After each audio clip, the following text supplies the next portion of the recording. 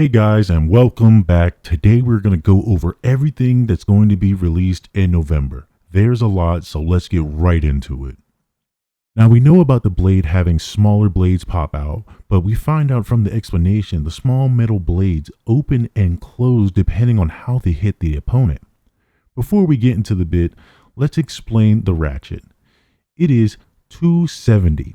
The two prongs are going to line up with the smaller blades that pop out. From the translation, it says the height makes it easier for it to hit the blade. The two blades allow you to deflect attacks. Now for the bit. It's called level, and if you look at it, you'll understand why. This bit seems to be more complex, and even from the translation, it doesn't really seem to be clear on what it does. It says that it has 3 stages, and from the height and the unique jagged bottom offers 3 stages of speed. If you have read the manga, then you kind of can tell how the bit reacts. When you see Maiden take on Tenka, with the launcher looking like it's really fast shoot and it looks like it takes off quickly, is about to do an extreme dash.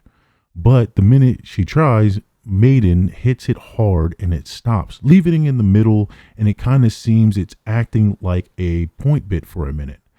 After Will Wave does the extreme dash hitting Sabre, it seems like it deflects the bay, and then after getting hit like that, it looks like it starts to act like Rush, and Tenkai does what's called a sparkling star. From the description, it says, using its 4 katana-shaped blades, Samurai Sabre makes a barrage of attacks and delivers an over finish. When she fights Multi next, she then does the shooting star attack, which is her extreme dash. Multi notices when she hits, the 2 smaller blades come out, filling the shape of the blades, turning the 4 into 2. The description for the attack says, when Samurai Sabre is at its limit, Samurai Sabre's blades transform, changing the 4 katana-shaped blades into the 2 tachi-shaped blades. Samurai Sabre then goes to a close-range attack and delivers a burst finish. This combination seems to have 2 gimmicks, the blade and the bit, and can't wait to see it in action. Next, we're getting into an interesting set, the UX-10 set. This set offers some blades and bits we've seen before and some new ones. Let's start with some of the things we've already seen. We got recolors in the blue point bit, red rush bit, white ball bit, green metal needle, yellow gold looking 160 ratchet, blue metal coat Hell's Hammer, and a red metal coated Tyranno beat. We'll start with a new Beyblade. Talon Terra, a Hasbro exclusive, is now coming to Takara Tomy with Terra Swing, just like Savage Bear, but this one is coming with something new. It's set up and they have it with the 770 ball. I'm assuming the new 770 is going to help with the downward attack from Talon Terra, Terra Swing, and if it's taller, it's still going to be good at upper attacks, while also helping with the stamina, as it's pretty round and is good with tanking hits. Hell's Hammer's build comes with a new ratchet as well. Hell's Hammer 385 point. 385 is really going for the downward attack. I'm guessing what they're trying to do is unstabilize the bay while hitting hard and keeping the stamina. And for Tyranno beat, it's with the 160 and a heavy hitter combo with a brand new Rubber XL. That's right, from the 25th anniversary set, we are getting the Rubber XL out on regular Beyblades now. This is going to be a game changer. The rubber allows it to kind of stick to the stadium and not be, everywhere all at once all the time. This is for attack types for sure. Sometimes the heavy hitters hit too hard and they KO themselves off of the recoil. The rubber is going to make it stick to the stadium and limit that recoil. Going to be a heavy hitter, and I can't wait for it to see it in action. Now we get into something that I hope is truly meta. In this set, we get Night Mail with 385 bound spike. I'll try my best to piece together what it's saying because the translation didn't really go so well for me. First, we're going to start with the blade. Now, this thing is really cool because it reminds me of another Beyblade from back in the day. The gimmick with this one is that it has little metal balls in it. They can move up and down, which I'm assuming is for it to help with weight distribution and stamina, like, you guessed it, Drasil. One of the best defense type bay there was. Also, the bay looks thick around the edges, not Leon Crest thick, but I'm hoping it's heavier because, you know, defense bays have always been lighter, and Leon Crest has changed that. This looked like it can change that as well. That triangular type shape reminds me of Drasil F, along with it being green. It really gives off that Drasil defense type, whole thing. Also paired with T85, you can see the blades have a good downward attack slash defense mechanism going on here.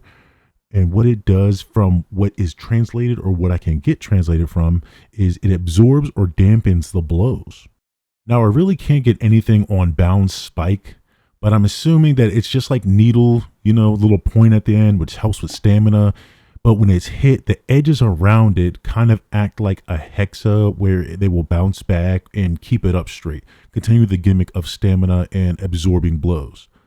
Still thinking this is a big burst risk. We'll have to see when it comes out, but I do have high hopes for this, and the owner is multi. Now, this is what I've been waiting for. We have Crimson Garuda 470 TP. Now, before anyone asks, no, I do not care what you all say. This is literally what Dronzer is to me. The look screams Dronzer. Look at the metal Dronzer and tell me this doesn't look like it. Like Dronzer, this is a balance bay. Seriously, it can do both. The blade itself is both upper and lower attack capabilities, being both good for tall and low builds. It also looks like there's spaces in the blade like Wizard Rod to kind of, take away the impact and give it more stamina. The ratchet is nothing special. Most likely it'll get switched out for a 570 or a 970 because 470 is too much of a burst risk. I think the height is the only thing that really matters, so I'll definitely play around with that when it comes around to it. But yeah, definitely switching out 470. Nothing special about that. Now for the main part, the bit, TP. I couldn't get a translation of what it stands for, but I'm assuming it's twist point. So when you twist the bit, you can change the height by 2 millimeters, or that's what the translation said for me. Let's start with high mode. When you twist the bit, it stretches and it looks like the mode of it is easier to burst. It's also exposing the ratchet and bit, so this is why I said you might be better going off with a 570 or 970 for attacks and burst resistant. This mode is actually made for attacks and defense. It stretches out, and I'm assuming the point goes inside, so it basically becomes a flat bit. It says dash attacks like rush, parry, and counter attacks. This mode is for attack, which means you have to sacrifice your stamina. Now for the low mode, it's the opposite. The little side blade sits in the ratchet safe from bursting, and the point comes out, which basically makes it a point bit. Made for upper attacks and endurance. The upper attacks are said to be smooth while protecting your stamina. Now, one question that comes up is, does the bit switch during combat? I don't really know, and it doesn't seem to say. If it's on the high mode and it hits right, I'm guessing it could switch to the low mode because of the simple fact is you have to twist it. And I guess if you hit it, it could twist and it could sit into that little part of the ratchet. But really don't know, and I would actually like to see, that happen when it comes out. I want to know what that's all about. I'm super curious about this bay more than anything else because, like I said, it reminds me of the Dronzer, the metal Dronzer. The spinning core of the Dronzer metal system also could switch between attacking and endurance, which I think is crazy. And it was tall too, built just like that. It literally reminds me of it. You can't tell me it wasn't inspired by the Metal Fight Dronzer, or the Metal System Dronzer. Also, check out the Big Beast. It kind of looks like, the bird. I can't really tell what that is, but it looks like it. I'm just saying this is the new Dronzer now. I know everybody's going to hate it because Phoenix is supposed to be Dronzer and all this other stuff. But right now, don't care. This is going to be the new Dronzer the way it's acting. Well, that's all that's coming out in November. There is a lot, and I know your wallet's going to be hurting because mine is too. Thank you all for watching, and if there's any more information, I'll make sure to update it if I can. Thanks for watching.